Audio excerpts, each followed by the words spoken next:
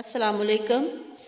ایک یہ بھی الزبتھ کی طرح ایک ملکہ تھی، اپنے دور کی خوبصورت ترین ملکہ، آخری مغل تاجدار مرزا ابو ظفر بہادر شاہ کی بیوہ نواب زینت محل کی عمر ابھی 34 برس تھی جب شاہ ہندوستان کو جلاوطن کیا گیا۔ جوان بخت مرزا کو تو انگریزوں نے قتل کر دیا تھا، ننھا پوتا بچ گیا تھا۔ ایک ملازمہ تھی، یہ تھی کل کائنات۔ ملکہ کو مشورہ دیا گیا کہ بوڑھے بادشاہ کے ساتھ زنگون جانے سے بہتر ہے یہاں رہ جاؤ۔ جواب تھا جینا مرنا بادشاہ حضور کے ساتھ۔ رنگون کے قید خانے میں مغل شاہی خاندان کے ساتھ جو سلوک کیا گیا وہ دنیا کے کسی شاہی خاندان کے ساتھ نہیں ہوا۔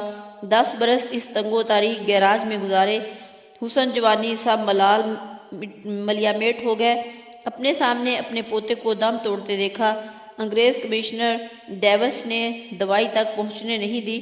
اپنے بادشاہ حضور کے لیے تازہ ہوا کی خاطر شفاق دروگے سے منت سماجت کرتی رہیں۔ 87 برس کی عمر میں بروز جمعہ 7 نومبر 1862 صبح 5 بجے ہندوستان کے بادشاہ کو گمنام قبر میں اتارا گیا۔ اکیلی ملکہ لاش کے پاس بیٹھی آنسوؤں کے موتی بکھیر رہی تھیں۔ انگریز سپاہیوں نے ملکہ کو دھکے دے کر لاش اٹھائی اور جلدی جلدی دفنا کر قبر میں چونا ڈال دیا گیا۔ انگریز کمشنر کے بقول محمڈن رول کی آخری نشانی بھی مٹ گئی۔ فرمان جاری ہوا کہ بادشاہ کا کوئی رشتہ دار وارث ہونے کا دعوے دار نہیں ہوگا، حالانکہ ورثاء زندہ تھے۔ مغل بادشاہ کے 20 بیٹے تھے، 2 شہزادے جان بچانے میں کامیاب رہے تھے، بعض شہزادے جیلوں میں بھی ڈالے گئے۔ جو دہلی میں قتل ہونے سے بچ نکلے وہ برما اور ہندوستان کی سرزمین میں روپوش ہو گئے۔ بادشاہ کے ساتھ وفا نبھانے کے لیے رنگون میں ہجرت کر کے آنے والی مغل شاہی خاندان کے لوگ اپنے دکھیاری ملکہ کو اپنے ساتھ لے گئے۔ جو روکھی سوکھی کھاتے پہلے ملکہ کو پیش کرتے، عزت و تکریم سے پیش آتے، لیکن غم کیسے کم ہوتا۔ بیوہ ملکہ مرحوم بادشاہ کی حالت کو یاد کرتی، خود گریہ کرتی اور شاہی خاندان کی عورتیں بھی آہیں بھرتی۔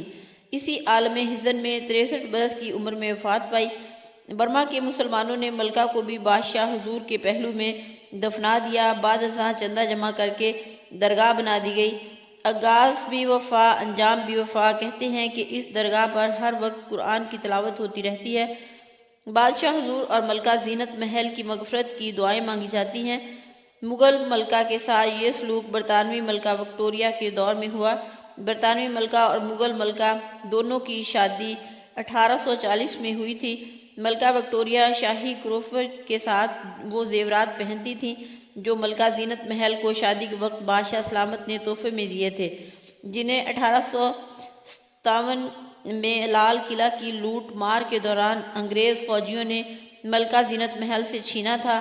یہ نادر زر و جواہرات ملکہ الزبتھ دوم بھی پہنتی رہیں۔ وہ کوہ نور ہیرا اپنے تاج میں سجاتی تھیں۔ ملکہ کی ذاتی ملکیت میں مغل خاندان سے لوٹی ہوئی دولت بھی شامل ہے۔ ملکہ الزبتھ کو سرکاری طور پر یاد رکھا جائے گا، لیکن ملکہ زینت محل کروڑوں لوگوں کے دلوں میں بغیر شاہی پروٹوکول کے زندہ رہیں گی۔